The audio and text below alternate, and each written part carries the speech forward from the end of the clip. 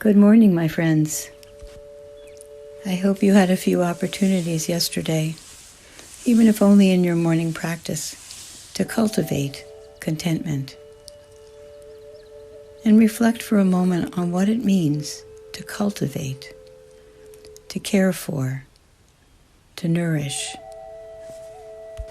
to provide the conditions for something to grow, whether that is a plant, your child, the movement of your own life or feelings. Cultivating is an act of nourishing.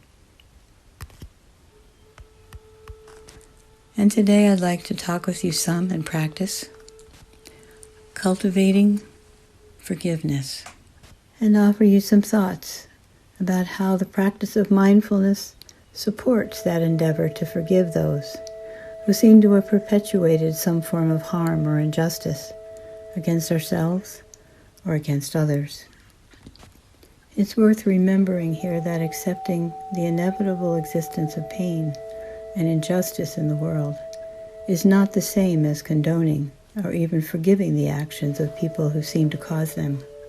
More, it is this act of mindful acceptance, however, that enables us to soften our hearts a little and to experience a broader awareness that suffering is a universal reality caused by others, caused by ourselves, and created by conditions in life itself and the way that we judge them or judge ourselves for our response. It's also important to remember that we're often our own worst enemies in these kind of situations. I know that I can judge myself very harshly if I become angry or resentful toward others, even if I feel wronged by them. It's in my nature and training to look first at myself and have the unrealistic aspiration to go through my days without feeling angry or resentful. But of course, I fail at that, simply because I'm human. So what to do? I cultivate and practice being free of anger and resentment, mindfully breathing through the intensity of those feelings, and trusting that from a place of steady mindfulness, I can actually take whatever skillful action might be available to me to accept that suffering is inevitable in our life.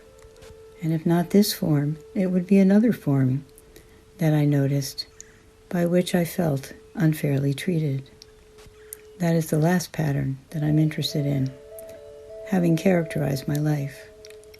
So I'm assuming we all come to this forgiveness idea with a desire to cultivate our ability to do so. If you're not already seated, please be seated and steady yourself in your meditation posture and your intention to practice. Breathing in and breathing out, repeatedly, quietly, and in appreciation for all that is around you that supports you in your practice.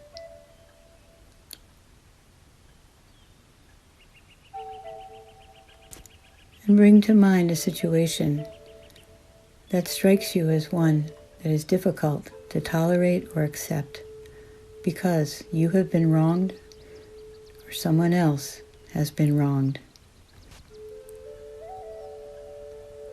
And then take a moment to ask yourself, if I weren't so angry about this,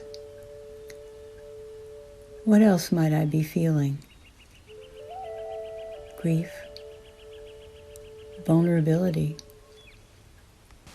responsibility. What is in your nature that pushes you and your feelings into reactive judgment? And in what way does that shield you from the vulnerability of possible forgiveness? It's a significant question because often it is the feelings underneath that drive us, and mindfulness practice gives us room and breath and space to examine and recognize ourselves at a deeper level. So take a few moments as you imagine this situation in your life to ask yourself, what in me is pushing the intensity of this anger and judgment? Does it remind me of something, including myself?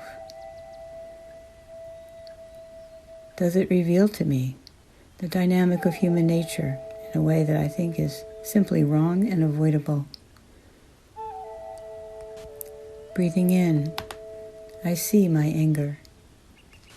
Breathing out, I notice. I learned a delicate practice around this from the well-known teacher of Vipassana meditation, Tara Brach. You're trying it right now. Sit in meditation and allow that difficult experience to return to your mind or come into your mind. If it is too great, then choose one that is as light as possible. Not your most challenging situation, but perhaps a 3 out of 10. Bring it to mind and sit for a moment with your anger. Inspect it. Acknowledge it. Thank it for revealing itself to you.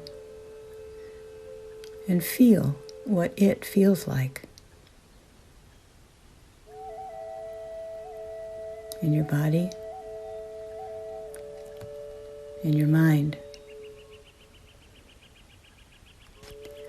And then ask yourself this question: if I let go of this anger now, what challenging emotions would float up in its place? Of what would I become aware that I resist?